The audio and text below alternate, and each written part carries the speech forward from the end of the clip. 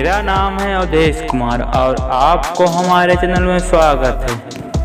पूरी पृथ्वी का 71% पानी और 29% स्थल भाग है और इतने में ही हम इंसान बस्ती बसाकर अपनी जिंदगी गुजार रहे हैं। हमारा समुद्र इतना विशाल है जिसके आगे हमारी कल्पना भी हार जाती है। इस विशालकाय समुद्र के नीचे हजारों रहस्यमयी जगह हैं और इन जगहों पर हजारों प्रकार के रहस्यमयी वस्तुएं हैं जिनके बारे में जानना नामुमकिन है।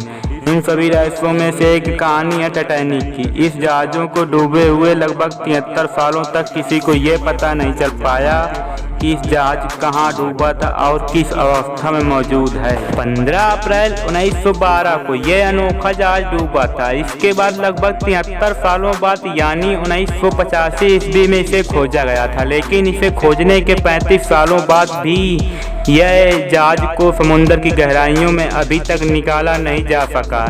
आज हमारी इस वीडियो में हम आपको टाइटैनिक जहाज कैसे डूबा और क्यों डूबा था इसके बारे में बात नहीं करेंगे, बल्कि यह जहाज आज की समुद्र की गहराइयों से निकाला क्यों नहीं गया इस विषय पर बात करेंगे। तो चलिए शुरू करते हैं। टाइटैनिक जहाज कैसे और क्यों डूबा था इसके बारे में हम सभी को थोड़ा बहुत पता जरूर है और इस जानकारी के पीछे सबसे बड़ा हाथ टाइटैनिक नाम की इस आइकॉनिक मूवी जो सन 1970 ईस्वी में रिलीज हुई थी। सन 1912 को टाइटैनिक डूबने के बाद करीब 73 सालों बाद वैज्ञानिकों ने इसे खोजने की जी तोड़ कोशिश की और कई सारे मिशन इसकी तलाश में किए, लेकिन किसी को कोई सफलता हासिल नहीं हुई। आखिरकार सन 1985 ईस्वी में आर्कियोलॉजी और एक अमेरिकन नेवी अफसर ने रॉबर्ट और बिल टाइटैनिक को ढूंढने के मिशन पर निकल पड़े और उन्हें टाइटैनिक अभी कहाँ है किस हालत में इस बारे में पता चला। उनके टाइटैनिक को खोजने के बाद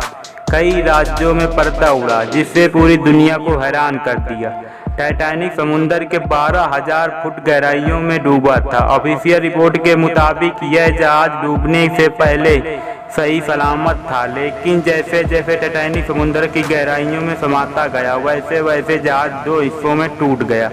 लेकिन ऐसा Titanic the new evidence report में यह बताया गया कि आइस बर्फ से टकराने से नहीं हुई थी, बल्कि टाइटैनिक में आग लगने की वजह से डूबा था। खोजियों ने जब इस जहाज के मलबा मिला था तब उन्होंने ये पाया कि इसमें मौजूद बहुत सी चीजें वैसी की वैसी हैं। इस जहाज को बाहर निकालने में बहुत कोशिश की गई। खैर सब लोग यह जान गए कि इसे वापस बाहर निकाल पाएंगे नहीं। आज की इस अवस्था में टेक्नोलॉजी की मदद से और उस जगह से मात्र 1 स्क्वायर फीट किसी भी चीज को बाहर सतह तक लाने में करीब 392 किलो न्यूटन फोर्स की जरूरत पड़ेगी, लेकिन वैज्ञानिकों ने आज तक इतनी पावरफुल मैग्नेट बना नहीं पाए जो इतने आसानी से इतनी गहराई से बाहर निकाल सके। शुरुआत में वैज्ञानिकों के पास कोई प्लान नहीं था, इसलिए उन्होंने कई मजेदार तरीके ट्राई किए टाइटैनिक को बाहर निकालने के लिए, जिसमें सबसे पहले पिंग पोंग बॉल की मदद से टाइटैनिक को रिकवर करने का प्लान सोचा। जी हाँ दोस्तों, आपने बिल्कुल सही सुना।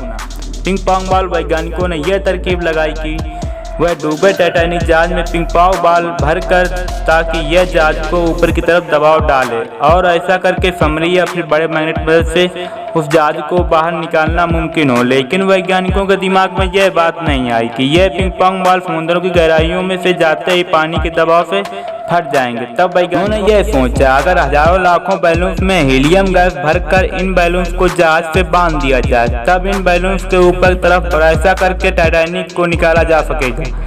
लेकिन तब वैज्ञानिकों ने यह नहीं सोचा कि इतने गहरे पानी में इतने बैलून्स में हीलियम गैस कैसे भरी जाएगी। यह भी एक फ्लॉप आइडिया था। आखिरकार वैज्ञानिकों ने यह तरकीब लगाई बर्फ के इंफिनिटी पानी की तुलना में कम होती है और जिसलिए बर्फ पानी में तैरता है। उन्होंने यह सोचा कि टाइटैनिक जिस जगह पर मौजूद है अगर किसी भी तरह उस जगह का पानी बर्फ में बदल दिया जाए तो ऐसा करने से जहाज पानी के ऊपर तक आ जाएगा। ऐसी तरकीब बताया अमेरिका के इंजीनियर जॉन पियर ने। उन्होंने अपने रिसर्च में ये बताया कि इस अधिक मात्रा में नाइट्रोजन की जरूरत पड़ेगी और यह आइडिया बहुत ही कमाल का। लेकिन ब्रिटिश गैस कंपनी BOC के मुताबिक इस प्रोजेक्ट को अंजाम देने में कमी आधे मिलियन टन लिक्विड नाइट्रोजन की आवश्यकता होगी। तब इन सबको मन में यह विचार आया कि इतनी मात्रा में लिक्विड नाइट्रोजन को इतनी गहराई तक कैसे ले जाया जाएगा।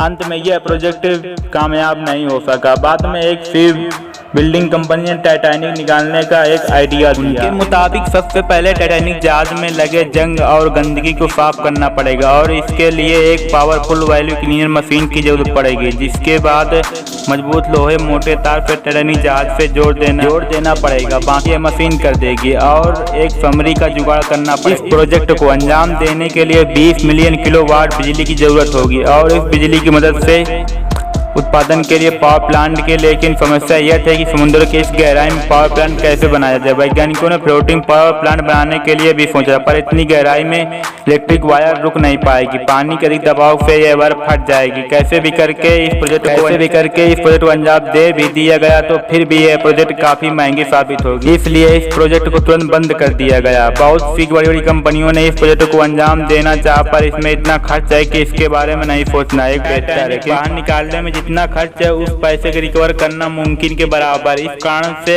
इस प्रोजेक्ट को भी कोई अंजाम देना नहीं चाहता था। अगर कोई भी इस कंपनी इसे निकाल कर म्यूजियम में रख भी दे तो इसके लिए किए गए खर्च से रिकवर करने के लिए 100 साल से भी अधिक ज़्यादा लग जाएगा।